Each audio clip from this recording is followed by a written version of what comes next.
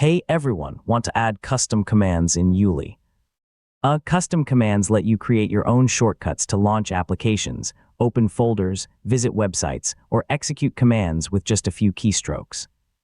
In this full guide, I'll show you exactly how to add custom commands in ueli step by step. So let's get started. First, launch ueli and open the settings window.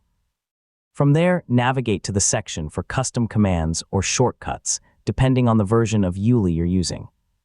Recent versions use shortcuts for many custom actions, while command-based shortcuts are also supported for parameterized commands. Click Add or New Shortcut to create a custom command. Give it a descriptive name so it's easy to recognize when searching.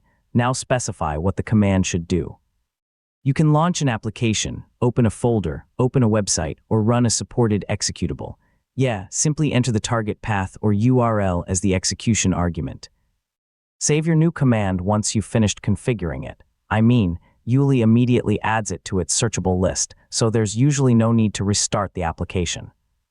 Press the launcher shortcut, type the name of your custom command, and press enter. ueli will instantly perform the action you've configured. If you ever want to change or remove a command, return to the shortcuts or custom command settings.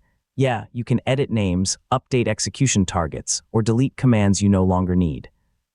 And that's how to add custom commands in ueli. Creating your own shortcuts can help you launch apps, open folders, visit websites, and automate everyday tasks much faster. Thanks for watching, and I'll see you in the next tutorial.